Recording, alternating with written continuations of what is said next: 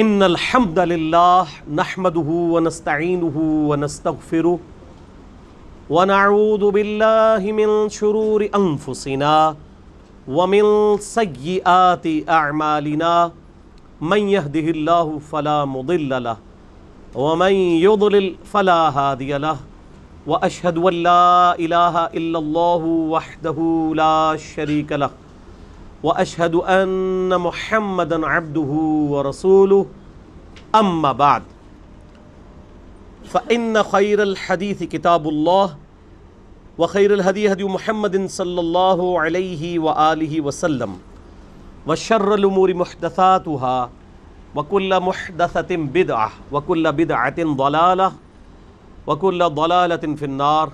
اعوذ بالله السميع العليم من الشيطان الرجيم من همزه ونفخه ونفثه. بسم الله الرحمن الرحيم. رب اشرح لي صدري ويسر لي امري واحلل عقدة من لساني يفقهوا قولي. بسم الله الرحمن الرحيم. ان الله وملائكته يصلون على النبي يا ايها الذين آمنوا صلوا عليه وسلموا تسليما. اللهم صل على محمد وعلى ال محمد كما صليت على ابراهيم وعلى ال ابراهيم انك حميد مجيد. اللهم بارك على محمد وعلى ال محمد كما باركت على ابراهيم وعلى ال ابراهيم انك حميد مجيد. اللهم ربنا آتنا في الدنيا حسنة وفي الآخرة حسنة وقنا عذاب النار. لا إله إلا أنت سبحانك إني كنت من الظالمين. حسبنا الله ونعم الوكيل. يا حي يا قيوم برحمتك أستغيث ولا حول ولا قوة إلا بالله العلي العظيم. ربنا آتنا من لدنك رحمة وهيئ لنا من أمرنا رشدا. آمین. الحمدللہ آج یکم محرم الحرام 1441 ہجری میں یکم ستمبر 2019 کو سنڈے کے دن قرآن کلاس نمبر 239 میں ہم انشاءاللہ تعالی سورۃ البلد سے آغاز کریں گے. اعوذ باللہ من الشیطان الرجیم. بسم اللہ الرحمن الرحیم. لا اقسم بہذا البلد. نہیں، یہ لا جو ہے یہ الگ سے ہے. انگلش میں اس کے لیے لفظ استعمال ہوتا ہے نے، یعنی جو نظریات ہیں ان کی نفی، ایسا نہیں ہے. لیکن انگلش میں آگے آ جاتا ہے قوما اور اس کے بعد ہے کہ آپ قسم کھا رہے ہیں. اقسم بہذا البلد، مجھے اس شہر مکہ کی قسم. ویسے لفظی ترجمہ اگر آپ کریں گے تو یہ بنے گا کہ میں اس شہر مکہ کی قسم نہیں کھاتا یا نہیں یاد فرماتا. لیکن یہ لا جو ہے یہ الگ سے ہے، یہ عربی کا اسلوب ہے کہ جو مشرکین عرب کے فرسودہ نظریات تھے ان کی نفی کی گئی ہے اور اس کے بعد قسم یاد فرمائی گئی ہے مکے کے اوپر. لا جو ہم کہتے ہیں نہ، نہیں، جو کچھ تم کہہ رہے ہو وہ غلط ہے. اقسم بہذا البلد، مجھے قسم ہے اس شہر مکہ کی. وَأَنْتَ حِلٌّ بِهَذَا الْبَلَدِ، اس حال میں کہ آپ کو حلال ٹھہرا لیا گیا ہے اس شہر مکہ میں. یعنی آپ علیہ السلام کو تکلیفیں دی گئیں. آپ اس مکے کے رہنے والے 52 سال آپ کی زندگی کے آپ کو پتہ ہے مکے میں گزرے. اعلان نبوت سے پہلے کے بھی آلموسٹ 40 سال. اس کے باوجود وہ مکے کے لوگ جو آپ سے بڑی محبت کرتے تھے، آپ کو صادق اور امین کہتے تھے، آپ کے کریکٹر سے واقف تھے، انہوں نے آپ علیہ السلام کی عزت اور ناموس کو، تکریم کو حلال ٹھہرا لیا. اور اسی شخص کو جسے وہ عرصہ دراز سے یہ کہہ رہے تھے کہ یہ صادق ہے، امین ہے، سچا ہے، اسی کو کبھی مجنون کہنا شروع کر دیا، کبھی کہنا شروع کر دیا کہ یہ اس کا ذہنی توازن بگڑ گیا، کبھی کہنا شروع کر دیا اس پہ آسیب کا کوئی سایہ آ گیا جس کی وجہ سے یہ اس طرح کی باتیں کرتا ہے. حتیٰ کہ آپ علیہ السلام کو جسمانی تکلیف دینے میں بھی ان لوگوں نے کوئی آر محسوس نہیں کی. آپ علیہ السلام کی عزت کو حلال ٹھہرا لیا. مجھے اس شہر مکہ کی قسم کہ اے محبوب تمہیں اس شہر کے اندر انہوں نے حلال ٹھہرا لیا. ایک معنی تو اس کا یہ ہے. دوسرا معنی یہ ہے کہ آپ صلی اللہ علیہ وآلہ وسلم کے لیے اس شہر کو حلال کر دیا جائے گا، ایک وقت آئے گا. یعنی آج تو یہ مشرکین عرب آپ کو تکلیفیں دے رہے ہیں، ایک دن آئے گا کہ اللہ تعالیٰ آپ کو یہ موقع دے گا کہ آپ یہ مکے کے رہنے والے لوگوں سے اپنا بدلہ اتاریں گے. یہ الگ بات ہے کہ جب وہ موقع آیا تو آپ علیہ السلام نے وہی کہا جو حضرت یوسف علیہ السلام نے کہا تھا، لا تثریب علیکم اليوم، آج تم پہ کوئی گرفت نہیں ہے. تو ایک وقت آئے گا تمہارے لیے حلال کر دیا جائے گا یہ شہر، جس طرح آج تمہیں یہاں پہ حلال کر رہے ہیں، یہ تم پر یہ شہر مکہ حلال ہو جائے گا. حالانکہ مکہ وہ شہر تھا کہ نبی صلی اللہ علیہ وآلہ وسلم کی بعثت سے پہلے بھی وہاں پر مکے کی سرزمین کے اندر حرم میں اگر کسی کا جانی دشمن، اس کے بچے یا باپ کا قاتل بھی سامنے آ جاتا تو اس کو امن مل جاتا تھا. وہ کہتے تھے کہ حرم کے اندر تلوار نہیں ہم چلا سکتے، یعنی اسلام کے آنے سے پہلے بھی مکے کی حرمت تو تھی. لیکن اللہ تعالیٰ نے فرمایا ایک دن آئے گا کہ ہم آپ کو اس چیز کی اجازت دیں گے کہ آپ حرم کی سرزمین میں بھی اپنے دشمنوں سے بدلہ اتارنے کے لیے تلوار کا استعمال کر سکتے ہیں، لیکن یہ آپ کے لیے خاص ہوگا. اسی کانٹیکسٹ میں صحیح بخاری میں ایک ڈیٹیل حدیث ہے، نبی صلی اللہ علیہ وآلہ وسلم نے فرمایا کہ اللہ تعالیٰ نے اس شہر مکہ کو حرم بنایا تھا ابراہیم علیہ السلام کے ذریعے. یہاں پہ کوئی کسی کو تکلیف نہ دے، یہاں کا کوئی درخت نہ اکھاڑا جائے، کوئی کانٹا نہ اکھاڑا جائے.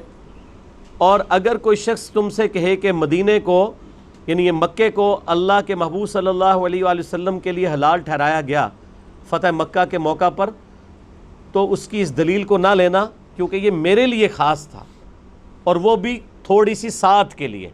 اس کے بعد قیامت تک کے لیے مکے کی حرمت ہے.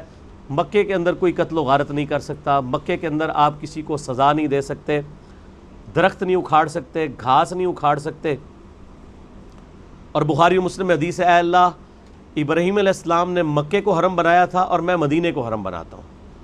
اے اللہ، بخاری مسلم کے الفاظ ہیں، 50 کے قریب حدیث ہے، مکے کے مد، مدینے کے مد میں برکت عطا فرما، اس کے سا میں برکتیں عطا فرما.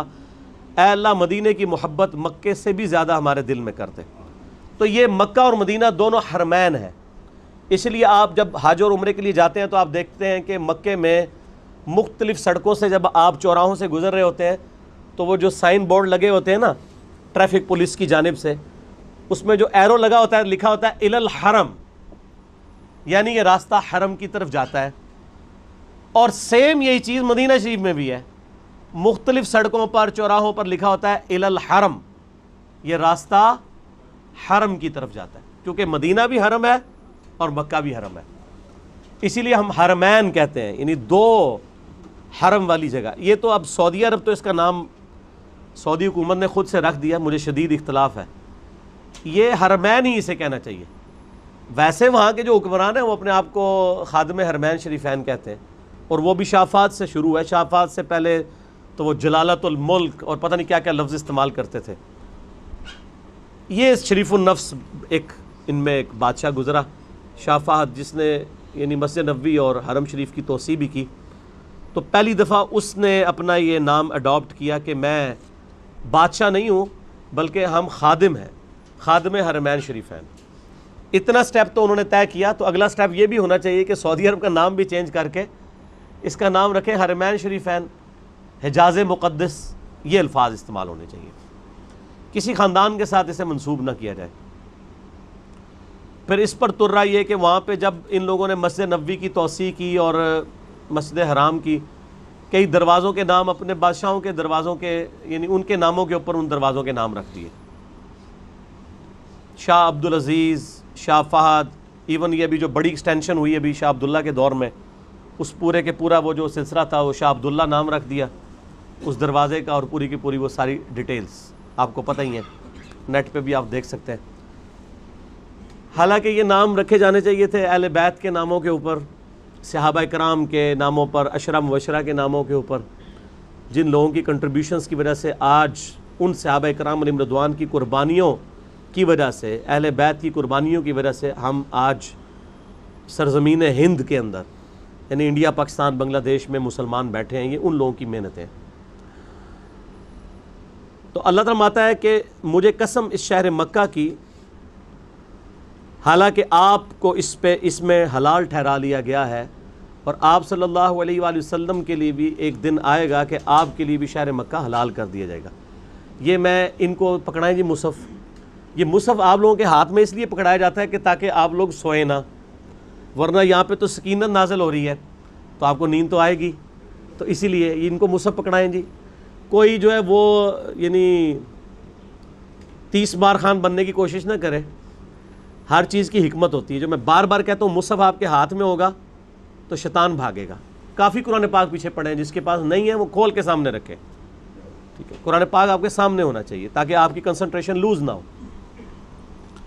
وَوَالِدٍ وَمَا وَلَدٍ، اور مجھے قسم ہے باپ کی اور اس کی اولاد کی۔ ایک اس کی تفسیر یہ کی گئی ہے کہ یہاں باپ سے مراد ابراہیم علیہ السلام ہے اور ان کی اولاد سے مراد نبی صلی اللہ علیہ وآلہ وسلم ہے، کیونکہ شہر مکہ میں بنو اسماعیل آباد تھے، وہ ابراہیمی تھے، ابراہیم علیہ السلام کی اولاد میں سے تھے، اور خود نبی صلی اللہ علیہ وآلہ وسلم ابراہیمی تھے، اولاد کے اعتبار سے بھی اور عقیدے کے اعتبار سے بھی۔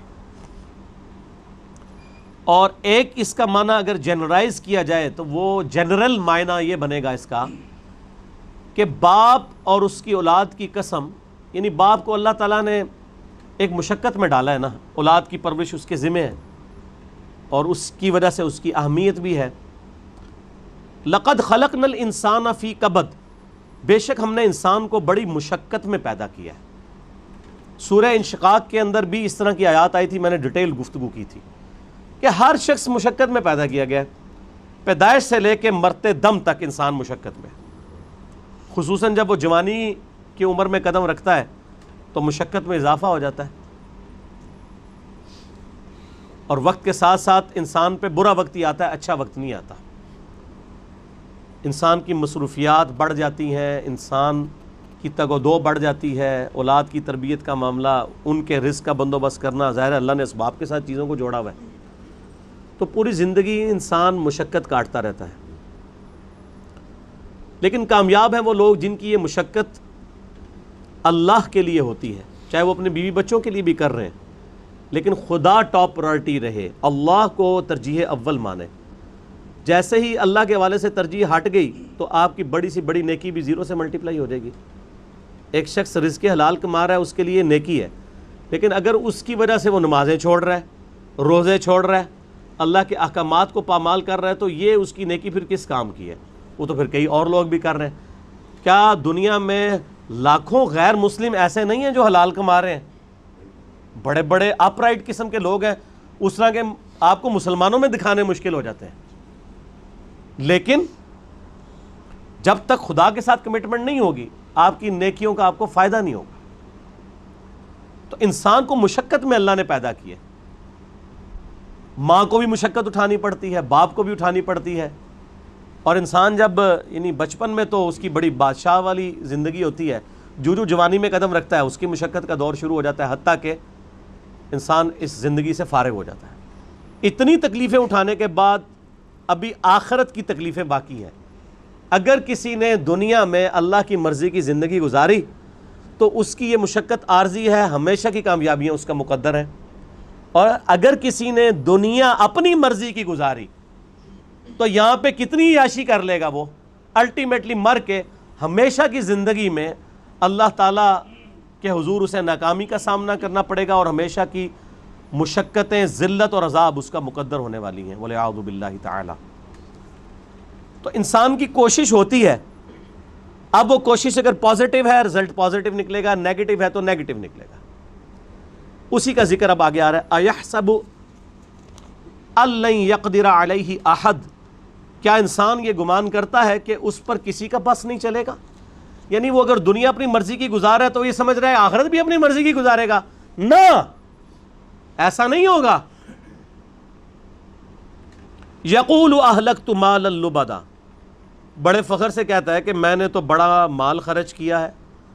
اسپیسیفکلی تو اشارہ ہے مشرکین عرب کے ان امیر لوگوں کی طرف جن کا ذکر قرآن پاک میں کئی جگہ ہے کہ وہ بڑا فخر کرتے تھے کہ ہم حرم مکہ کی جو خدمت ہے وہ ہمارے ذمہ ہے، ہم یہاں پہ حاجیوں کے اوپر جو ہے وہ خرچہ بھی کرتے ہیں، اللہ کی راہ میں لوٹاتے ہیں۔ اللہ فرماتا ہے ان اعمال کا فائدہ نہیں ہے جب تک تم اللہ کی توحید اور اس کے نبی علیہ السلام کی رسالت پر ایمان نہیں لاؤ گے، شرک سے کنارہ کشی اختیار نہیں کرو گے، تو یہ حاجیوں کے اوپر کھانا پینے کے اوپر پیسے صرف کرنا، یہ مال جو تم لگا رہے ہو اور بڑی اکڑ رہے ہو کہ اللہ کے حضور اس کا کوئی اجر ملے گا، کوئی اجر نہیں ہے اس کا۔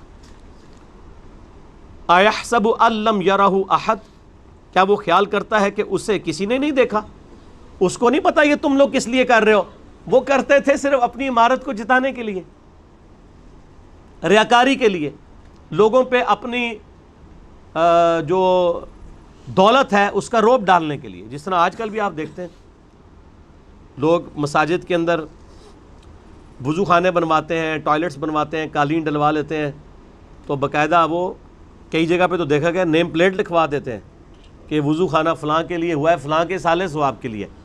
بھئی اگر سالے ثواب کے لیے بھی ہے تو اللہ کو تو پتہ ہے نا، آپ کے لکھنے کا تو اللہ محتاج نہیں ہے، نیکیوں کو تو چھپانا چاہیے، یہ خطرہ ہے کہ آپ کی نیکیاں برباد ہو جائیں۔ اور کئی لوگ تو جو ہے وہ حرام کے مال سے جو ہے اس طرح کے معاملات چل رہے ہوتے ہیں ان کے، اور وہ یہ سمجھتے ہیں کہ ہم اللہ کی راہ میں تھوڑا سا پیسہ خیرات کر کے اپنے باقی کے مال کو حلال کر لیں گے، ایسا نہیں ہوگا۔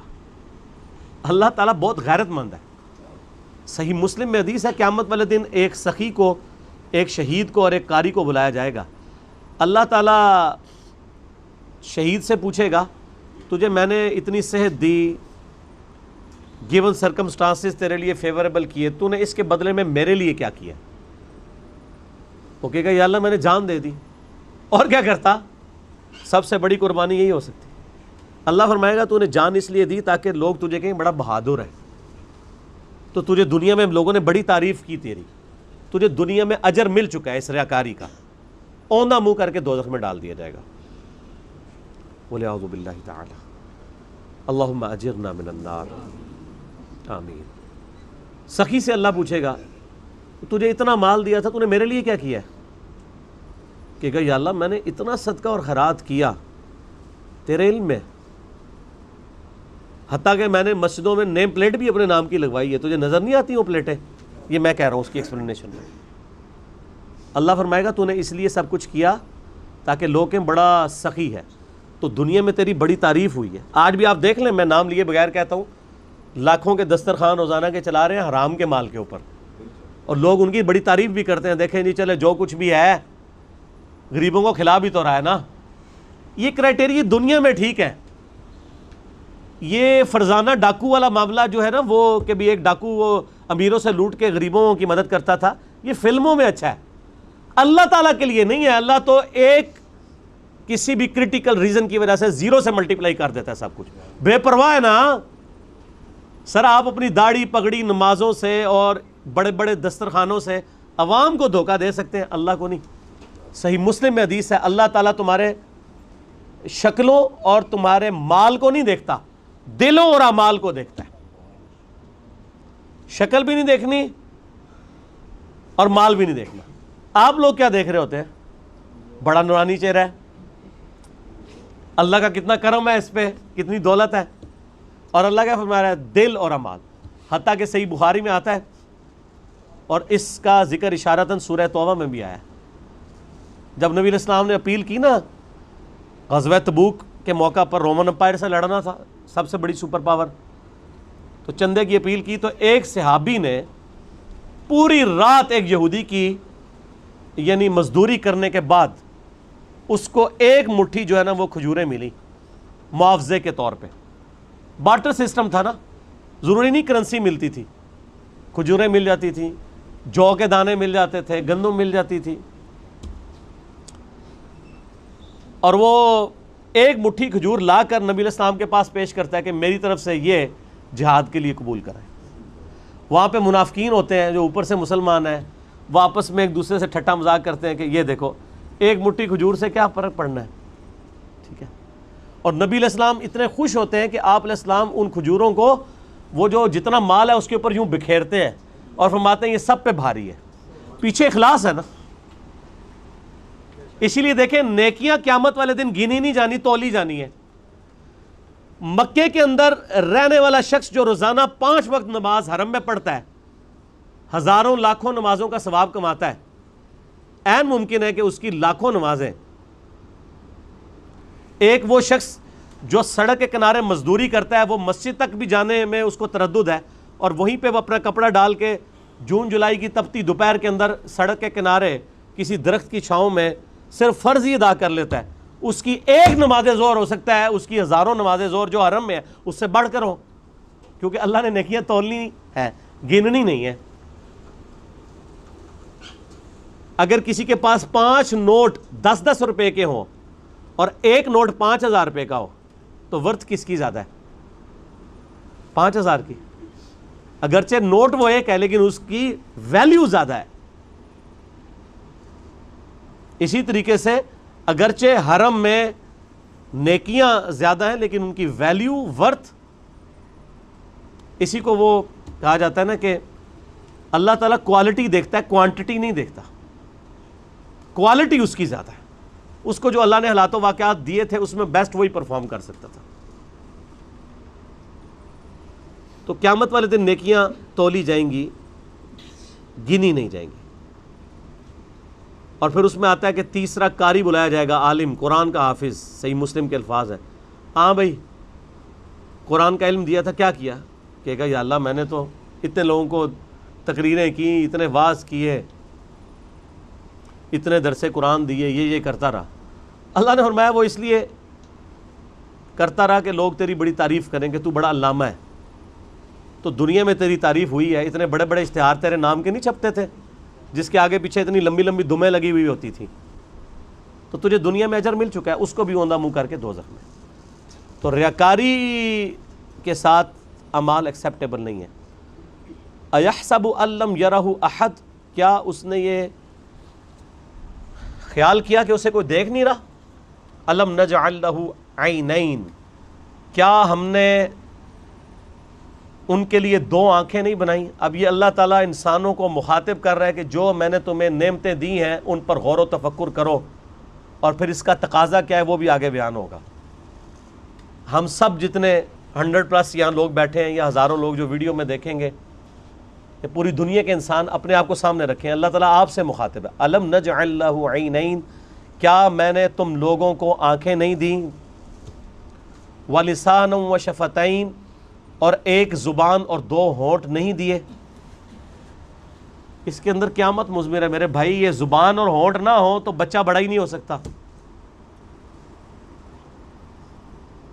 اور جو ساتھ جبلی ہدایت اللہ نے دی ہے اسے پتہ ہے کہ میں نے دودھ کیسے پینا ہے، بچے کو سکھانا نہیں پڑتا، وہ اپنی جبلی ہدایت، نیچرل انسٹنکٹ جسے کہتے ہیں، جیسا کہ ایک بکری کی نیچرل انسٹنکٹ ہے کہ وہ گوشت کی طرف دیکھے گی بھی نہیں اور گھاس کھائے گی، اور شیر جو ہے وہ گھاس اس کے سامنے، تازہ گھاس کیا تازہ سبزیاں بھی لا کے رکھیں وہ اس کی طرف منہ بھی نہیں مارے گا، گوشت کھائے گا۔ اس طرح کی اللہ تعالیٰ نے ہر انسان کو بھی ایک انسٹنکٹ دی ہے جس کی وجہ سے وہ بچپن ہی سے ان چیزوں کی طرف مائل ہو جاتا ہے، ہونٹ اور زبان چوسنے کے لیے۔ وَهَدَيْنَاهُ النَّجْدَيْنِ، اور ہم نے اس کو 2 راہیں دکھا دیں، 2 گھاٹیاں دکھا دیں۔ ایک معنی اس کا یہ بھی کیا گیا ان 2 گھاٹیوں سے مراد اس بچے کے لیے جو ماں کے دودھ پینے کی جگہ ہے وہ مراد لی گئی ہے، کیونکہ ہونٹوں کا ساتھ ذکر ہے اور زبان کا ذکر ہے، اور اس کے بعد اس کو جبلی ہدایت بھی دی ہے، یہاں سے تجھے دودھ ملے گا۔ اور ایک اس کا معنی یہ کیا گیا ہے کہ ان گھاٹیوں سے مراد یہ ہے کہ اسے بتا دیا گیا ہے کہ یہ حق کا راستہ ہے، اس کا انجام جنت ہے، اور یہ برائی کا راستہ ہے، اس کا انجام جہنم ہے۔ اِنَّا هَدَيْنَاهُ السَّبِيلَ إِمَّا شَاكِرًا وَإِمَّا كَفُورًا، ہم نے ہدایت کا راستہ دکھا دیا ہے، چاہے شکر گزاری کی روش اختیار کرو خواہ نہ شکری کی۔ فَلَقْتَحَمَ الْعَقَبَةَ، پھر وہ داخل ہی نہیں ہوا اس گھاٹی کے اندر جو اللہ کی ریکوائرمنٹ تھی کہ کون سی گھاٹی اختیار کرنے والی تھی۔ وَمَا أَدْرَاكَ مَا الْعَقَبَةُ، اور تمہیں کیا پتا ہم کس گھاٹی کا ذکر کر رہے ہیں؟ فَكُّ رَقَبَةٍ، وہ گھاٹی ہے غلاموں کی گردن کو چھڑانا۔ میں اکثر کہتا ہوں کہ یہ جو مال خرچ کرنا ہے نا، یہ اللہ تعالیٰ کو اتنا محبوب ہے کہ قرآن حکیم میں نماز کے پیرلل ہمیشہ اللہ کی راہ میں صدقہ کرنے کا ذکر آیا ہے۔ اور یہاں پہ تو دیکھیں اس سے ہٹ کے نماز کا کہیں ذکر ہی نہیں، اللہ کی راہ میں خرچ کرنا، غلاموں کو آزاد کروانا۔ غلامی کا دور تھا، آج اس کی ماڈرن فارم یہ ہے کہ کوئی مقروض ہے اور آپ کو اللہ نے رقم دی ہے تو آپ اس مقروض کو اس قرضے سے نجات دلا سکتے ہیں۔ او اطعام فی یوم ذی مسغبہ، یا بھوک والے دن قحط کے عالم میں کسی بھوکے کو کھانا کھلانا۔ یہ ہے وہ گھاٹی جو تمہیں عبور کرنی، یعنی جیب ڈھیلی کرنی ہے اللہ کے لیے۔ اللہ کے لیے جیب وہی ڈھیلی کرے گا جس کی یہ عقیدت ہوگی اللہ کے ساتھ، اور یہ عقیدہ وابستہ ہوگا کہ میں جو مال اللہ کی راہ میں خرچ کر رہا ہوں الٹیمیٹلی اس کا بدلہ مجھے اللہ تعالیٰ نے آن دا ڈے آف ججمنٹ، قیامت کے دن دینا ہے۔ دنیا میں تو اگر آپ سے گورنمنٹ کہے کہ آج 10 روپے خرچ کرو، ہفتے بعد 1 لاکھ روپے لے لینا، تو سب لوگ کہیں گے جی ہمارے پاس تو کافی پڑے ہوئے ہیں گھر، یہ بھی لے لیں۔ اور لاکھ کے ساتھ ڈبل شاہ کے کئی واقعات آپ کے ملک میں نہیں آتے۔ اور اللہ کیا فرما رہا ہے سورہ البقرہ میں؟ 700 گنا تک کر کے لوٹاؤں گا، 700 گنا، اور یہ فرمایا جس کے لیے چاہوں گا اس سے بھی زیادہ اس کے لیے لوٹا دوں گا۔ اتنا بڑا پروفٹ تو کوئی بھی نہیں دیتا۔ اور اس دن جس دن کی کرنسی صرف نیکی ہے، قیامت کے دن، قرآن حکیم میں کئی جگہ آیا نا، اگر کسی شخص کو یہ اختیار دیا جائے کہ اس زمین اور اس کے مثل اور سونا، پوری زمین جتنا سونا بھی خیرات کر دیا جائے، تو کہے گا یا اللہ میں خیرات کرتا ہوں مجھے دوزخ سے رہائی مل جائے۔ تو یہاں تو اللہ تعالیٰ آپ سے اتنا بڑا سونا ڈیمانڈ نہیں کر رہا، گیون سرکمسٹانسز میں جو جتنا افورڈ کر سکتا ہے اللہ کی راہ میں خرچ کرے۔ بھوکے کو کھانا کھلانا، اور یہ کھانے کھلانا چاہیے۔ آج کل یہ جو بھوکے جعلی قسم کے پھر رہے ہیں نا زیادہ تر، ان کو بھی جو ہے نا ایڈریس کرنے کا بڑا آسان طریقہ ہے۔ جو کہتا ہے نا جی میں نے روٹی کھانی ہے، مجھے 10 روپے دیں، اس کو کہ چلو روٹی کھلا دیتے ہیں، آؤ ہوٹل پہ بیٹھو کھاؤ روٹی، پیمنٹ کر دوں گا۔ وہ بیسیکلی پیسہ مانگنے کے لیے انہوں نے ایک جو ہے ذریعہ اڈاپٹ کیا ہوا ہوتا ہے۔ انہوں نے وہ روٹی نہیں کھانی ہوتی ہے، وہ پروفیشنل ہوتے ہیں۔ لیکن یہ یاد رکھیے گا قرآن حکیم میں ایون اگر کوئی پروفیشنل بیگر بھی، کوئی بھکاری آپ کے پاس آ جاتا ہے، آپ کو یہ اجازت نہیں کہ آپ اسے ڈانٹیں۔ آپ ڈانٹیں گے نہیں اسے، بلکہ آپ اس کو جو ہے وہ پیار محبت کے ساتھ جو ہے وہ اس کے راستے کے اوپر چلا دیں گے، اسے کہیں گے بھائی اللہ تعالیٰ آپ کی مدد فرمائے۔ ڈانٹنے کی اسلام میں اجازت نہیں ہے۔ اگر آپ پیسے نہیں دے سکتے تو یہ حق آپ کو کس نے دیا کہ آپ کسی کو ڈانٹیں؟ آپ نے کیا اس شخص کو خریدا ہوا ہے کہ آپ اسے ڈانٹیں گے؟ کوئی آتا ہے آپ اس کو دعا ہی دے دیں کہ اللہ تعالیٰ آپ کی اس پریشانی کو دور فرمائے۔ اور اگر کوئی روٹی کا طلبگار ہے اور آپ کھلا سکتے ہیں تو ہوٹل پہ اس کو لے جائیں، کھلا دیں۔ اور آپ دیکھیں گے اکثر لوگ ہی فارغ ہو جاتے ہیں۔ کئی لوگ مسجدوں میں کھڑے ہوتے ہیں، او جی جیب کٹ گئی ہے، فلاں شہر جانا ہے، کرایہ چاہیے۔ آپ ان کو اگر کہیں کہ ہاں آپ کو بس میں بٹھا دیں تو 100 میں سے شاید 2 یا 3 بندے تیار ہوں گے۔ تو مقصد تو ان کا جانا تھا۔ میں تو یہی کرتا ہوں، اگر کسی کو اس طریقے سے معاملہ ہو تو میں تو پھر اس کو بس میں بٹھا کے آتا ہوں، کنڈکٹر کو کرایہ اس کے ہاتھ میں، اور ساتھ کیا کہتا ہوں کہ اگر یہ اترے تو کرایہ تیرا، چلو اس غریب کے کام آ جائے نا، اس کو نہیں دینا جس نے 2 نمبری کی ہے، جھوٹ بولا ہے۔ اگر ایسا کوئی کرے تو یتیمن ذا مقربہ، یا یتیم جو کہ رشتہ دار بھی ہو اسے کھانا کھلایا جائے۔ او مسکینن ذا متربہ، یا مسکین جو ہے جو خاک نشین ہے، مٹی پہ بیٹھنے والے جن کے پاس جگہ بھی نہیں ہے، ان کو کھانا کھلانا، یہ اللہ تعالیٰ کے حضور نیکیوں میں سے ایک نیکی ہے۔ ثم کان من الذین آمنوا وتواصوا بالصبر وتواصوا بالمرحمہ، پھر اس کے بعد ایمان والوں سے جو ایک دوسرے کو نصیحت کرتے ہیں صبر کی، اور ایک دوسرے کو رحمت کی نصیحت کرتے رہتے ہیں۔ دیکھیں اللہ کی راہ میں صدقہ اور خیرات کرنے کے بعد اللہ تعالیٰ نے ایمان لانے کا ذکر کیا ہے، اور اللہ کی راہ میں جو صبر و استقامت ہے اس کا ذکر کیا ہے، صرف امپورٹنس بتانے کے لیے کہ اللہ کی راہ میں جیب ڈھیلی کرنے کی کتنی امپورٹنس ہے۔ ایمان لانے والے، صبر اختیار کرنے والے اور صبر کی تلقین کرنے والے، یہ تو خیر ڈیٹیل آگے سورۃ العصر میں آئے گی نا، جو 4 کامیابی کے لیے شرائط ہے، ان میں آخری 2 شرائط یہی ہیں کہ آپ نے حق بات کی تلقین کرنی ہے اور صبر کی تلقین کرنی ہے۔ اولئک اصحاب المیمنہ، یہی وہ لوگ ہیں جو قیامت والے دن دائیں ہاتھ والے ہوں گے، یعنی ان کا نامہ اعمال ان کے دائیں ہاتھ میں دیا جائے گا۔ والذین کفروا، وہ جو انکار کرنے والے ہیں، ناشکری کرنے والے ہیں، بآیاتنا، ہماری آیات کی، ہم اصحاب المشأمہ، وہ لوگ ہوں گے بائیں ہاتھ والے، علیہم نار مؤصدہ، ان پر قیامت کے دن آگ چھا رہی ہوگی۔ بولے اعوذ باللہ تعالی، اللہم اجرنا من النار، آمین۔ یہ قرآن کا اسلوب ہے کہ جب بھی اہل ایمان کا ذکر ہوتا ہے نا، تو ساتھ ہی ساتھ فاسقین کا اور اہل جہنم کا بھی ذکر ہوتا ہے، اہل جنت کا ذکر ہوتا ہے تو اہل جہنم کا بھی ذکر ساتھ میں ہوتا ہے، کیونکہ دونوں چیزیں پیرلل میں ہیں۔ صرف یہ نہیں ہے کہ میٹھی نیند آپ کو سلا دیا جائے، تصویر کا دوسرا رخ بھی دکھایا جاتا ہے کہ بھائی بڑے معاملات سخت ہونے والے ہیں۔ اب میرے بھائیو سورۃ الشمس اگر یہ شروع ہونے لگی ہے، یہ پنکھا بند کر دیں، یہ تنگ کر رہی ہے اس کی آواز، یہ جو آپ کے سر کے اوپر ہے۔ میرے بھائیو یہ بھی فکر آخرت کے اعتبار سے بڑی اہم ترین صورت ہے، پورے کا پورا پارہ نمبر 30 ہی امپورٹنٹ ہے اس حوالے سے۔ یہ آپ دیکھیں کنٹینیوسلی اللہ تعالیٰ نے کئی ایک قسمیں جوڑوں کی شکل میں یاد فرما کے اینڈ پہ جا کے مقسم علیہ کا ذکر کیا ہے کہ کن چیزوں پہ اللہ تعالیٰ قسمیں یاد فرما رہا ہے۔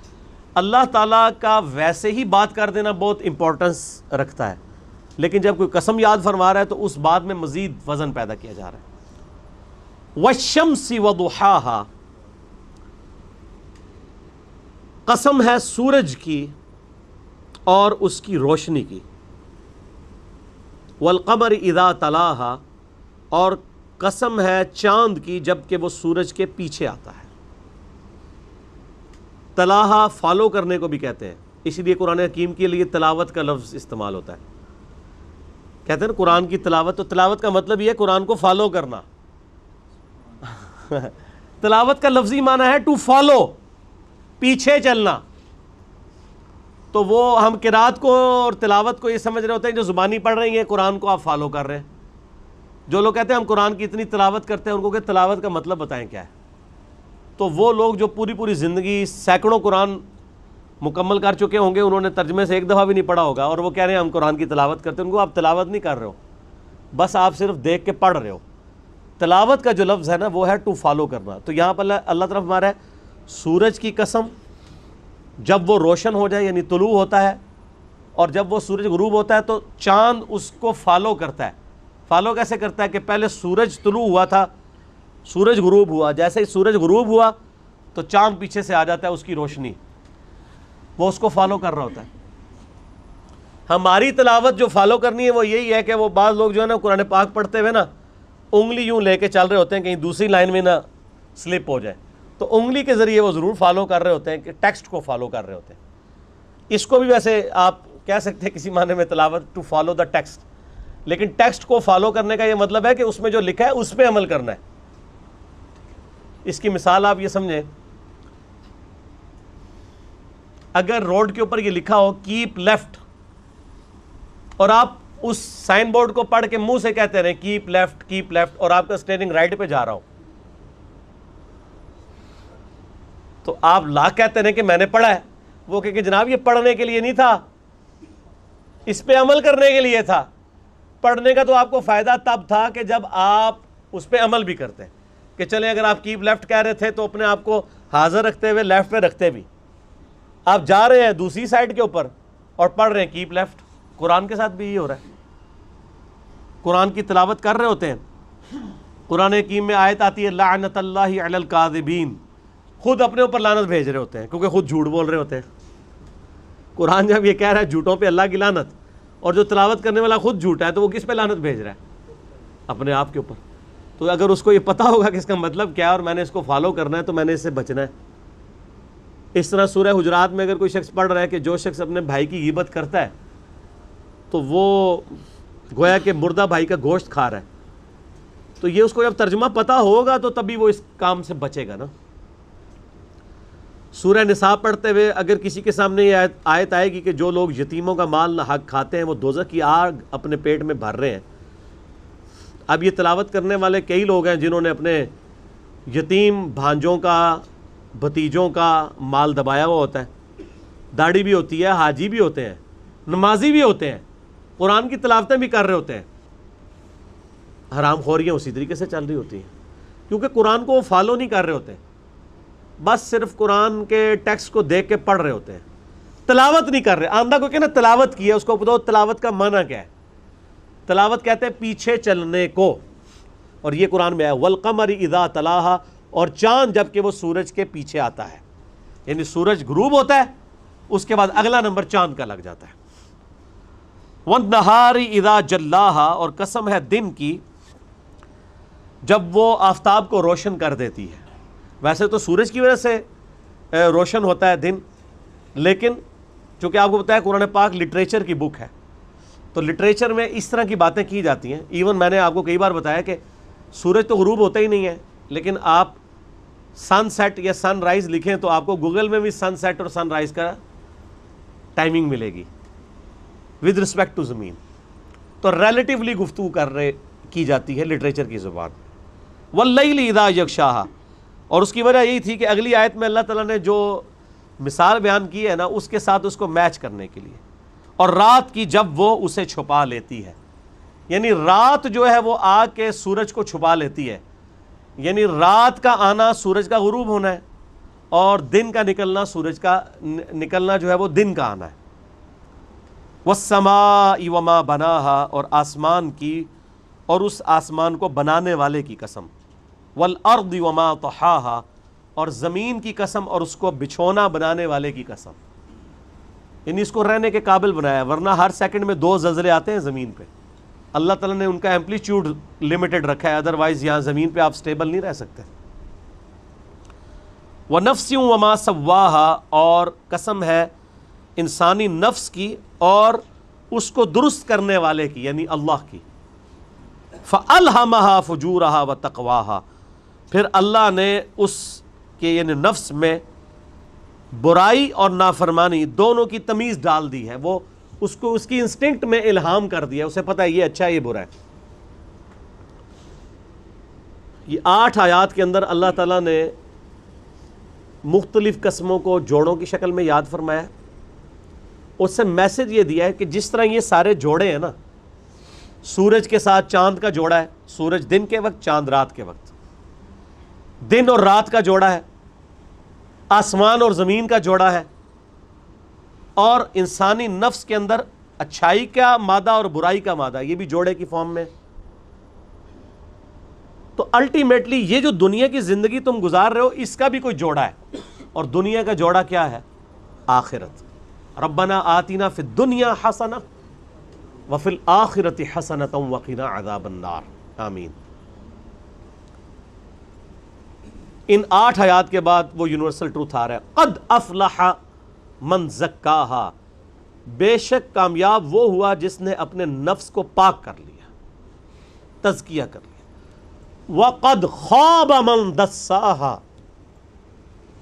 اور نامراد ہو گیا جس نے اپنے نفس کو مٹی میں ملا دیا, اس کو دبا دیا. یہاں فزیکلی دبانا مراد نہیں ہے, بلکہ انسان کو جو اللہ نے عقل اور شعور دی تھی جس کی وجہ سے وہ حق اور باطل میں تمیز کر سکتا تھا, اس کے باوجود اس نے اپنے اوپر خود ہی پردہ ڈال لیا, یعنی کبوتر کی طرح آنکھیں بند کر لیں اور سمجھا کہ بلی غائب ہے. کتنے زبردست الفاظ ہیں, یہ اتنی قیامت ہے. وقد خاب من دساہا, وہ برباد ہو گیا جس نے اپنے آپ کو خود خاک میں ملا لیا, اپنے اندر جو حقائق اس پر آشکار ہوئے تھے ان کو چھپا لیا. مجھے بتائیں دنیا میں کوئی انسان ہے جو یہ کہے کہ مجھے یہ بات پتہ ہی نہیں چلی کہ جھوٹ بولنا جو ہے یہ برا ہے اور سچ بولنا اچھا ہے؟ انسان کی انسٹنکٹ میں ماں باپ کے ساتھ اس نے سلوک کرنا اچھا ہے اور ان کے ساتھ ظلم و زیادتی کرنا یہ برا ہے. اس کے لیے ایون انبیاء کی تعلیمات نہ بھی ہوں تب بھی ہمیں پتہ ہے. میں اکثر کہتا ہوں کہ ہالی ووڈ کی فلم کے اینڈ پہ بھی سچ کی جیت دکھائی جاتی ہے. ہیرو کو کیا پریزنٹ کیا جاتا ہے؟ چند ایک فلمیں ہو سکتی ہیں جس میں آپ کہہ دیں کہ ذرا ایک ایکسیپشن ہے، اوورال ایک اپ رائٹ بندہ دکھایا جاتا ہے، ٹروتھ لور دکھایا جاتا ہے، اور ظلم کے خلاف کھڑے ہونے والے کو ہیرو دکھایا جاتا ہے. کیوں؟ یہ ہماری انسٹنکٹ میں اللہ نے ڈال دی ہے، اور یہ اتنی خطرناک چیز ہے کہ اس کی وجہ سے اگر کسی شخص تک انبیاء کی دعوت نہ بھی پہنچی ہو تب بھی وہ اللہ کے حضور اکاؤنٹیبل ہو جائے گا کہ چلو نبیوں کی دعوت نہیں پہنچی تھی، کیا تمہیں یہ چیزیں سمجھ نہیں تھیں؟ کیا تمہارا دل گواہی نہیں دیتا تھا کہ یہ چیزیں بری ہیں اور یہ چیزیں اچھی ہیں؟ بالکل دیتا تھا. اس کی وجہ سے بھی پکڑ ہو جائے گی. انبیاء کی وحی جو ہے، ان کی تعلیمات، یہ تو نور علی نور ہے نا. ایک نور جو ہمارے اندر موجود تھا، اللہ نے ہمیں انسٹنکٹ میں اچھائی اور برائی کی تمیز دی تھی، جو اس میں ہے فَأَلْهَمَهَا فُجُورَهَا وَتَقْوَاهَا. اس کو پالش کیا ہے انبیاء کرام کی وحی نے، کتاب و سنت کی شکل میں ہمارے پاس پہنچی. دونوں چیزیں ہمارے سامنے ہوں، اس کے باوجود انسان اندھیرے میں مر جائے تو اس کی بدبختی ہے. تو اللہ تعالیٰ ہمارا کامیاب وہ شخص ہوا جس نے اپنے نفس کا تزکیہ کیا، گاڈ کو سیریس لے لیا، اپنے نفس کو صاف کر لیا تمام رذائل سے، برے اخلاقیات سے، اور اسے مزین کر لیا تمام اچھے اخلاقیات سے، فضائل سے. وہ کامیاب ہو گیا.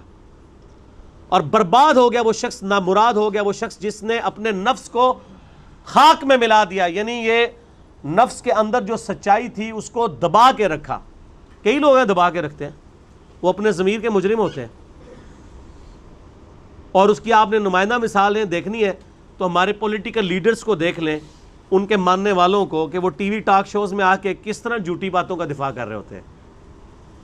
ان کا اندر ان کو گواہی دے رہا ہوتا ہے کہ ہم غلط کر رہے ہیں، لیکن وہ یہ سمجھ رہے ہوتے ہیں کہ ہماری ڈیوٹی یہی ہے کہ ہم نے، ہمارے جو بڑے لیڈر نے فرما دیا سو فرما دیا، اب ہم نے اس کا دفاع کرنا ہے. تو وہ اپنے اندر جو سچائی ہے اس کو دبا رہے ہوتے ہیں، اور اس کی وجہ سے ایک مجرمانہ زندگی گزارتے ہیں. کذبت ثمود بطغواہا، یہ تو ایک انڈیویجول کا ذکر ہوا تھا. اب ایز اے قوم بھی کسی کے اندر ایسی برائی ہو سکتی ہے کہ وہ اپنے اچھائی والے معاملات کو دبا دے اور برائی والے معاملات کو آگے لے کے چلے. اس کی ایک نمائندہ مثال حضرت صالح علیہ السلام کی قوم سمود کا ذکر اللہ نے کیا ہے کہ سمود نے بھی سرکشی کی تھی اور وقت کے پیغمبر کو جھٹلایا تھا. ایز اے قوم اس نے، قوم سمود نے جو اتنی بڑی سچائی ان کے سامنے ہی جھٹلا دی. وہ کیا تھی سچائی؟ قرآن حکیم میں ذکر ہے. انہوں نے اپنے منہ سے بول کے کہا تھا کہ اے صالح علیہ السلام، اگر یہ سامنے جو پہاڑ ہے اس میں سے ایک اونٹنی نکل آئے ہم آپ پہ ایمان لے آئیں گے. پہاڑ میں سے اونٹنی نکل آئی، مردہ میں سے زندہ نکالنا اللہ کے لیے کوئی مسئلہ ہے؟ پھر وہ منکر ہو گئے، الٹیمیٹلی ان پر عذاب آ گیا. اذ انبعث اشقاها، جب ان میں سب سے بڑا شکی کھڑا ہوا، فقال لهم رسول اللہ ناقۃ اللہ وسقیاها، تو وقت کے پیغمبر صالح علیہ السلام نے ان سے کہا اللہ سے ڈرو، یہ اللہ کی اونٹنی ہے، اس کی پانی کی باری مقرر ہے. ایک دن باری مقرر تھی، اونٹنی نے اس چشمے سے پانی پینا ہوتا تھا، اور دوسرے دن قوم پانی بھرتی تھی. تو ان میں سے جو بڑا بدبخت تھا اس نے کھڑے ہو کے اونٹنی کو قتل کر دیا کہ جی ہم دونوں دن حامی کریں تاکہ ہمیں جو ہے وہ اس تکلیف سے نہ گزرنا پڑے جو ہمیں یہ لائن میں لگنا پڑتا ہے. تو اب وہ چونکہ اللہ کی اونٹنی تھی اس کی وجہ سے پھر اللہ تعالیٰ نے ان پہ عذاب بھیج دیا. فَكَذَّبُوهُ، انہوں نے جھٹلایا پیغمبر کو، فَعَقَرُوهَا، اور اونٹنی کی کونچے کاٹ دی، یعنی اونٹنی کو قتل کر دیا، اس کی رگیں کاٹ دی. فَدَمْدَمَ عَلَيْهِمْ رَبُّهُمْ بِذَنبِهِمْ، تو تمہارے رب نے ان کو تباہ و برباد کر کے رکھ دیا ان کے گناہ کے سبب. فَسَوَّاهَا، اور سب کو خاک میں ملا دیا. اللہ کا عذاب پھر ان کے اوپر آیا اور اللہ نے ان کو تباہ و برباد کر دیا. اور اس کے بعد کیا اللہ تعالیٰ فرما رہا ہے، وَلَا يَخَافُ عُقْبَاهَا، اور ہمیں کوئی خوف نہیں ہے جو کچھ ہم نے ان کے ساتھ کیا، ہمیں اس بات پہ کوئی خوف نہیں ہے. ہم نے پیدا کیا تھا، ہم نے ان کو برباد کر دیا، ہمیں کسی کا ڈر نہیں ہے کہ ہم سے آ کے کوئی بدلہ لے سکتا ہے. وَلَا يَخَافُ عُقْبَاهَا، ان کو تباہ کرنے کا ہمیں کوئی خوف نہیں ہے. دنیا میں تو کوئی کسی کے ساتھ کوئی معاملہ کر دے اسے ڈر لگا رہتا ہے اس کے پچھلے بدلہ لیں گے. اللہ فرماتا ہے کہ جس کو ہم تباہ و برباد کر دیں ہم پہ کسی کا خوف نہیں ہے. ہم نے جس کے ساتھ جو کرنا ہے وہ کر دیا، ہم سے کوئی بدلہ نہیں لے سکتا. اللہم اجرنا من النار، اللہم اجرنا من النار۔ اسی کانٹیکسٹ میں ایک حدیث بھی ہے المستدرک للحاکم میں صحیح سند کے ساتھ، سنن نسائی الکبریٰ میں بھی صحیح سند کے ساتھ، میں نے اپنے کربلا والے ریسرچ پیپر میں بھی وہ حدیث ڈالی ہے۔ اللہ کے محبوب صلی اللہ علیہ وآلہ وسلم نے فرمایا سیدنا علی سے، اے علی تیری مثال میری امت میں قوم صالح کی اونٹنی کی سی ہے، جس طرح قوم صالح کی اونٹنی کو قتل کیا تھا ایک بدبخت نے۔ آپ علیہ السلام نے فرمایا کہ انسانی تاریخ میں دو بڑے بدبخت ہیں، پہلا وہ تھا جس نے صالح علیہ السلام کی اونٹنی کو قتل کیا، اس کی وجہ سے اللہ کا عذاب آ گیا، اور میری امت میں اس لیول کا بدبخت وہ ہوگا جو اے علی تمہیں قتل کرے گا اور تمہارے سر کے خون سے تمہاری داڑھی کو رنگ دے گا۔ تو آپ اندازہ لگائیں کہ سیدنا علی کے قتل کو، ان کی شہادت کو نبی علیہ السلام نے تشبیہ دی ہے اللہ کی اونٹنی کو قتل کرنے کے مترادف۔ کیوں؟ جب قوم صالح نے اس اونٹنی کو قتل کیا تو اس کے بدلے اللہ کا عذاب آ گیا۔ اس امت نے جب سیدنا علی بن ابی طالب کو قتل کیا تو اس امت پہ بھی اللہ کا عذاب آ گیا کہ اس کے بعد یہ امت کسی ایک امام پہ جمع نہیں ہو سکی، اللہ یہ کہ ایک امام محمد مہدی والا معاملہ قرب قیامت میں ہوگا، وہ بھی ایک معجزانہ ہوگا، اس میں کوئی امت کی ایفرٹ شامل نہیں ہے۔ تو آپ علیہ السلام نے فرمایا دو بدبخت ہیں، ایک وہ جس نے قوم سمود کی اونٹنی کو قتل کیا، اور میری امت کا بدبخت وہ ہے جو سیدنا علی کو قتل کرے گا۔ اگلی صورت بھی جو ہے وہ فکر آخرت کے اوپر خصوصاً مسئلہ تقدیر کے حوالے سے بھی زبردست ڈسکشن ہے، اس کو بھی ہم کور کر لیتے ہیں، ٹائم تھوڑا سا باقی ہے۔ واللیل اذا یغشا، سورۃ اللیل، قسم ہے رات کی جب وہ ہر چیز کو ڈھانپ لیتی ہے۔ والنہار اذا تجلی، اور قسم ہے دن کی جب وہ خوب چمک اٹھے۔ رات ہر چیز کو ڈھانپ لیتی ہے، اندھیرا چھا جاتا ہے، اور صبح کا وقت ہر چیز کو روشن کر دیتا ہے، یعنی یہ ایک جوڑا ہے دن اور رات۔ وما خلق الذکر والانثی، اور قسم ہے جس نے پیدا کیا نر کو اور مادہ کو، ہر جنس کے اندر نر اور مادہ ہیں، یہ بھی اللہ نے جوڑے بنائے ہیں۔ ان سعیکم لشتی، بے شک تم لوگ اپنی کوشش کے اعتبار سے بھی مختلف نوعیت کے ہو۔ کیسے؟ دن اور رات جوڑا، لیکن یہ دونوں مل کے ایک مشترکہ مقصد کی تکمیل کرتے ہیں۔ کیا مقصد؟ قرآن حکیم میں ہے کہ دن ہم نے ذریعہ بنایا کہ تم معاش تلاش کرو، اور رات کو آرام کا ذریعہ۔ نر اور مادہ مل کے بھی ایک مشترکہ کاز کے لیے کام کرتے ہیں۔ انسانیت یا باقی حیوانات اور جانداروں کی افزائش کا ذریعہ، ریپروڈکشن کا ذریعہ اللہ نے نر اور مادہ کو بنایا، دونوں مل کے ایک کام کو انجام دیتے ہیں۔ اس طرح کی مثالوں سے اللہ تعالیٰ نے انسانوں کی کوششوں کا بھی ذکر کیا کہ اللہ نے دوزخ بھی بنائی ہے، اللہ نے جنت بھی بنائی ہے۔ تو انسانوں میں بھی دو کیٹیگریز ہیں، ایک وہ ہیں جو اپنی کوشش کر کے جنت حاصل کریں گے، اور دوسرے وہ ہیں جو خود برے اعمال کر کے نعوذ باللہ دوزخ کمائیں گے۔ جس طرح باقی چیزوں میں جوڑے ہیں، جنت اور دوزخ بھی جوڑا ہے، تو پھر صرف جنت اور دوزخ جوڑا نہیں ہے، جنتی اور دوزخی بھی جوڑا ہے، لیکن 180 ڈگری کا فرق ہے۔ بے شک تمہاری کوشش الگ الگ ہے۔ اب یہ جو آیات آ رہی میرے بھائیوں، اہم ترین آیات ہیں قرآن پاک کی۔ اللہ تعالیٰ نے جنتیوں کی 3 صفات بیان کی ہیں، اور اس کے بعد دوزخیوں کی 3، کہ جو یہ کرے گا وہ جنت تک پہنچ جائے گا، جو یہ کرے گا وہ دوزخ تک پہنچ جائے گا۔ سنیں پھر، پہلے جنتیوں کا ذکر ہے۔ فَأَمَّا مَنْ أَعْطَى، وہ شخص جس نے آتا یعنی اللہ کی راہ میں خرچ کیا، واتقى، اور اللہ سے ڈرتا رہا، وصدق بالحسنى، اور جو بھی اچھی بات اس کے علم میں آئی اس کی پیروی کر لی۔ یہ 3 خصوصیات ہیں اہل جنت کی۔ اللہ کی راہ میں جیب ڈھیلی کرنا، مال تو پہلی ہے جناب شرط، مال وہیں بندہ لگاتا ہے جہاں پہ انسان کو ملنے کی امید ہو۔ اللہ سے ڈرتا رہا ہر معاملے میں، اور ہر اچھی بات کی تصدیق کرتا رہا۔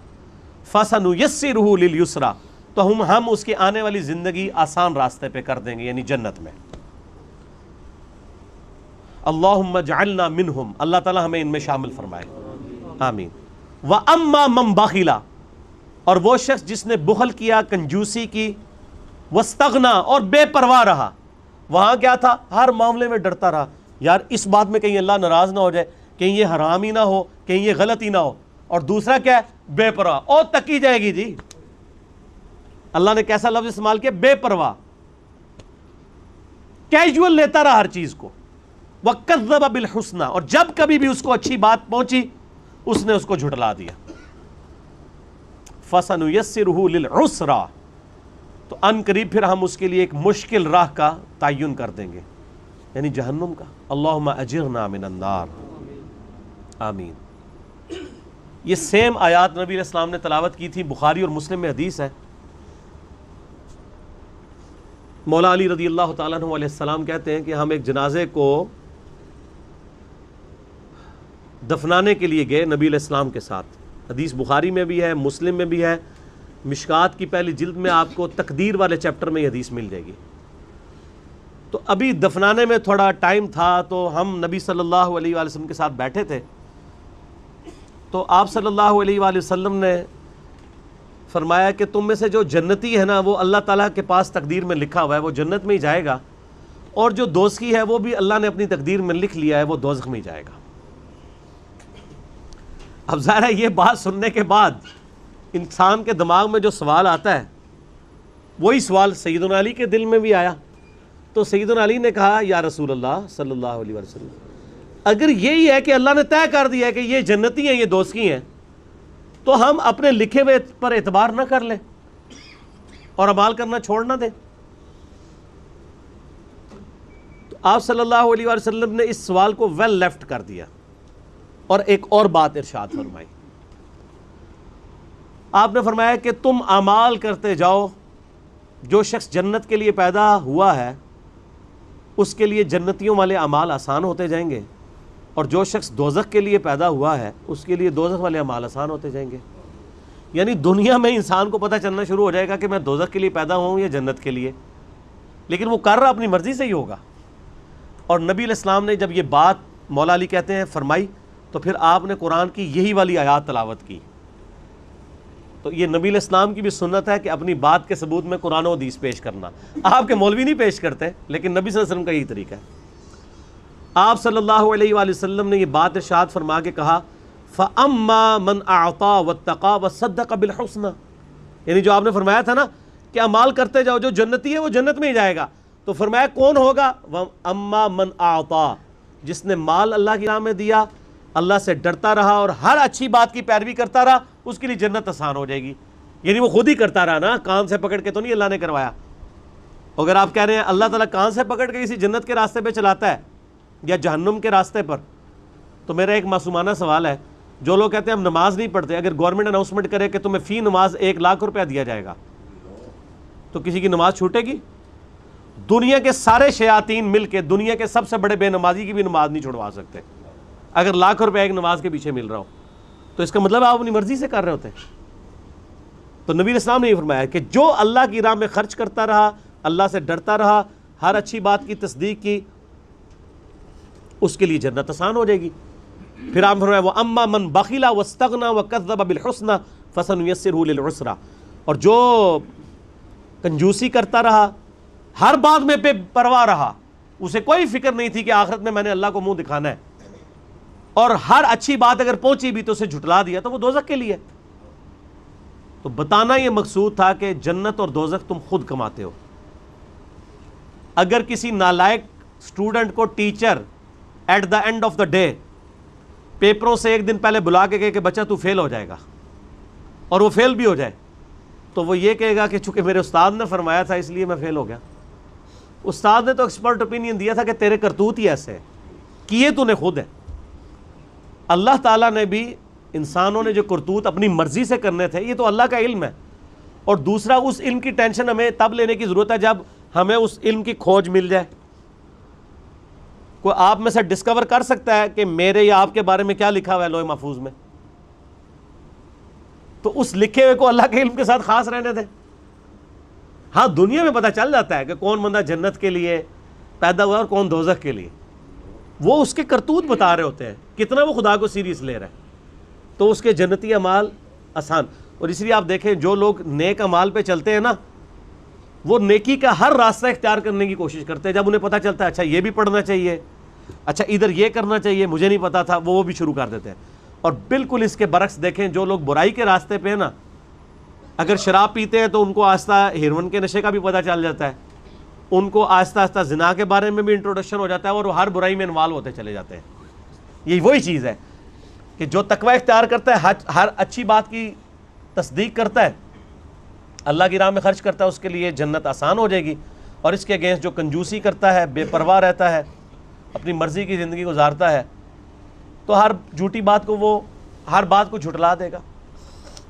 صحیح مسلم میں حدیث ہے، نبی صلی اللہ علیہ وآلہ وسلم نے فرمایا کہ جس کے دل میں رائی کے دانے کے برابر بھی تکبر ہوا وہ جنت میں نہیں جائے گا۔ صحابہ نے عرض کیا اللہ کے محبوب صلی اللہ علیہ وآلہ وسلم، کبھی ہماری خواہش ہوتی ہے ہمارے کپڑے اچھے ہوں، ہماری جوتیاں اچھی ہوں، کیا یہ بھی تکبر ہے؟ آپ صلی اللہ علیہ وآلہ وسلم نے فرمایا اللہ بھی خوبصورت ہے اور خوبصورتی کو پسند فرماتا ہے، تکبر یہ ہے کہ تم حق بات سے اناد کر دو۔ یہ آیا تھا نا وَصَدَّقَ بِالْحُسْنَى، جو سچی بات ملتی ہے اس کی پیروی کرتا ہے جنتی، وَكَذَّبَ بِالْحُسْنَى، اور دوست کی ہر اچھی بات کو ڈینائی کرتا ہے۔ اور نبی علیہ السلام کیا فرما رہے ہیں کہ تکبر اصل میں یہ ہے کہ تمہیں حق بات پتہ چلے اس سے روح گردانی کر لو اور دوسروں کو حقیر سمجھو۔ وَمَا يُغْنِي عَنْهُ مَالُهُ إِذَا تَرَدَّى، اور اس کے کچھ کام نہ آئے گا اس کا مال جب وہ گڑھے میں پڑے گا۔ دنیا میں اگر مال بھی تھا تو قیامت والے دن اللہ سے بچنے کے لیے وہ مال نہیں استعمال ہو سکتا۔ یہ دنیا میں ہی آپ رشوت دے کے چھوٹ سکتے ہیں۔ اِنَّ عَلَيْنَا لَلْهُدَى، بے شک ہمارے ذمے ہے رہنمائی کرنا۔ اللہ فرما رہا ہے یہ میرے ذمے ہے کہ میں تمہیں یہ دکھا دوں گا کہ سچ کیا ہے اور غلط کیا ہے، یہ تمہاری مرضی ہوگی، میری ذمہ داری صرف یہ ہے کہ تمہیں بتاؤں گا، چلنا خود ہے۔ وَإِنَّ لَنَا لَلْآخِرَةَ وَالْأُولَى، اور یقیناً آخرت اور دنیا کے مالک ہم ہی ہیں۔ دنیا میں رہنمائی کر دیں گے کہ اس کے بدلے میں جنت ملے گی، اس کے بدلے میں دوزخ، یہ میری ذمہ داری ہے، اللہ تعالیٰ فرما رہا ہے۔ اس کے بعد جو آخری فیصلہ ہونا ہے اس کا مالک اللہ تعالیٰ ہے، وہاں کوئی پھر اللہ کو شکوہ نہیں کر سکتا مجھے تو پتہ ہی نہیں چلا۔ فَأَنذَرْتُكُمْ نَارًا تَلَظَّىٰ، پس میں نے تو تمہیں خبردار کر دیا ہے ایک بھڑکتی آگ کے بارے میں۔ یہ اللہ تعالیٰ فرما رہا ہے کہ میرا کام تھا نا ہدایت پہنچانا، میں نے پہنچا دیا ہے، تمہیں بتا رہا ہوں کہ میرے نافرمانوں کا انجام یہ ہونا ہے اور تابع فرمان لوگ جنت میں پہنچنے میں کامیاب ہوں گے۔ میرا کام تھا، میں نے تمہیں بتا دیا۔ لا یصلاھا الا الاشقیٰ، اور اس دوزخ کی آگ میں تو نہیں جلے گا جو واقعی بدبختی کما رہا ہوگا، خود کمائی ہوگی نا اس نے بدبختی۔ الذی کذب وتولی، وہ بدبخت وہ ہوگا جس نے وقت کے پیغمبر کی دعوت کو جھٹلایا اور روح گردانی کی روش اختیار کی۔ وَسَيُجَنَّبُهَا الْأَتْقَى، اور ہر متقی شخص اس دوزخ سے دور رکھا جائے گا۔ الذی یؤتی مالہ یتزکیٰ، جو اپنی زندگی میں اللہ کی راہ میں مال خرچ کرتا رہا تاکہ پاک ہو جائے۔ اللہ کی راہ میں مال خرچ کرے گا، نفس میں دنیا کی محبت کم ہوگی، اللہ کی محبت زیادہ آئے گی، تو یہی تو نفس کی پاکیزگی ہے۔ وَمَا لِأَحَدٍ عِندَهُ مِن نِعْمَةٍ تُجْزَىٰ، اور اس پر کسی کا کوئی احسان نہیں جس کا بدلہ اسے دینا ہو۔ اللہ تبارک و تعالیٰ جی قدر شناس ہے۔ آپ دیکھیں بندہ کہتا ہے اللہ کی مہربانی ہے اور اللہ کہتا ہے بندوں کے اعمال ہیں۔ فرق دیکھا آپ نے؟ قرآن حکیم میں درجنوں جگہ یہ ٹاپک ڈسکس ہوا ہے کہ قیامت والے دن اللہ فرمائے گا یہ تمہارے اعمال کا بدلہ ہے جو تمہیں دیا جا رہا ہے، اور انسان کہے گا نہیں یہ اللہ تیرا فضل ہے۔ انسان کو یہی کہنا چاہیے، لیکن اللہ تعالیٰ کو تو ریالٹی پتہ ہے نا۔ اسی لیے میں اکثر ایک جملہ بولتا ہوں کہ انسان کو اللہ نے وہ خوبی دی ہے جو جبرائیل کے پاس بھی نہیں ہے، کہ انسان اپنی مرضی سے اپنے رب کو چوائس کرتا ہے۔ جبرائیل علیہ السلام یا فرشتے تو بائی ڈیفالٹ ایسے بنائے گئے ہیں کمپیوٹر کی لینگویج میں، وہ نافرمانی کر ہی نہیں سکتے۔ انسان کے پاس برائی اور اچھائی کا مادہ موجود ہے، اس کے باوجود وہ گیون سرکمسٹانسز میں اللہ سے ڈرتے ہوئے سچائی کی روش کو اختیار کرتا ہے۔ یہ وہ دولت ہے جو فرشتوں کے پاس تو نہیں ہے۔ فرشتوں کے پاس تو کبھی چوائس نہیں آئی کہ یہ خدا کو اڈاپٹ کرنا ہے یا شیطان کو، ان کے پاس تو چوائس ہی ایک تھی۔ اسی لیے آپ دیکھ لیں کہ جنت پھر انسانوں کو ملنی ہے، جنات کو ملنی ہے، کیونکہ انہوں نے ایفرٹ پٹ کیا۔ اِلَّا ابْتِغَاءَ وَجْهِ رَبِّهِ الْأَعْلَى، بجز اس کے کہ وہ اپنے رب کی پروردگار کی خوشنودی کا طلبگار ہے۔ یعنی اللہ تعالیٰ فرما رہا ہے کہ دنیا میں جو لوگ نیک اعمال کرتے ہیں، اللہ کی راہ میں پیسہ خرچ کرتے ہیں، ان کا کبھی یہ غرض نہیں تھی کہ وہ دنیا میں کسی سے بدلہ لیں۔ وَمَا لِأَحَدٍ عِندَهُ مِن نِعْمَةٍ تُجْزَىٰ إِلَّا ابْتِغَاءَ وَجْهِ رَبِّهِ الْأَعْلَىٰ، وہ تو اپنے رب کی خوشنودی کے لیے مال خرچ کرتے رہے، ریاکاری کے لیے نہیں کرتے رہے۔ تو دنیا میں چونکہ انہوں نے اللہ کو خوش کرنے کے لیے، کسی پہ احسان جتانے کے لیے مال نہیں خرچ کیا تھا، نہ کسی سے تعریف وصول کرنے کے لیے، تو اللہ تعالیٰ فرماتا ہے دنیا میں ان کی مرضی مال خرچ کرنے کی صرف یہ تھی کہ اللہ خوش ہو جائے، کسی پہ احسان جتانا مقصد نہیں تھا، نہ کسی کے اوپر اپنا روب ڈالنا تھا، نہ ریاکاری کرنا تھا۔ تو اب اس کا بدلہ کیا ہے؟ وَلَسَوْفَ يَرْضَىٰ، ان قریب اللہ بھی ان کو خوش کر دے گا۔ دنیا میں انہوں نے اللہ کو خوش کیا تو وہ بے فکر رہے، اللہ تعالیٰ بڑا قدر شناس ہے۔ ان قریب ایک دن آنے والا ہے کہ جس اللہ کے لیے، جس رب کو بغیر دیکھے انہوں نے اتنا پروٹوکول دیا اور اسے خوش کرنے کی کوشش کی، تو ایک دن آئے گا کہ وہ رب بھی ان کو خوش کرے گا۔ اور اللہ تعالیٰ نے اپنے اوپر یہ لازمی کیا ہوا ہے کہ میں نے خوش کرنا ہے۔ ان الذین یخشون ربہم بالغیب لہم مغفرۃ واجر کبیر، بے شک جو لوگ بغیر دیکھے اپنے رب سے ڈرتے ہیں ان کے لیے مغفرت ہے اور بڑا اجر ہے۔ اللہ تعالیٰ ہمیں قیامت والے دن اہل جنت میں شامل فرمائے، جہنمیوں سے ہمیں خلاصی عطا فرمائے۔ اللہ تعالیٰ ہمیں موت سے پہلے پہلے قبر و آخرت کی تیاری کرنے کی توفیق عطا فرمائے۔ اللہ تعالیٰ سے دعا ہے جو حق بات میں نے کہی اللہ تعالیٰ ہمارے دلوں میں راسخ فرمائے۔ اگر جذبات میں میرے منہ سے کوئی غلط بات نکل گئی اللہ تعالیٰ ہمارے دلوں سے محو کر دے۔ اللہم صلی علی محمد وعلی آل محمد کما صلیت علی ابراہیم وعلی آل ابراہیم انک حمید مجید۔ اللہم بارک علی محمد وعلی آل محمد کما بارکت علی ابراہیم وعلی آل ابراہیم انک حمید مجید۔ سبحانک اللہم وبحمدک اشہد ان لا الہ الا انت استغفرک واتوب الیک وما علینا الا البلاغ المبین۔ جزاکم اللہ خیرا۔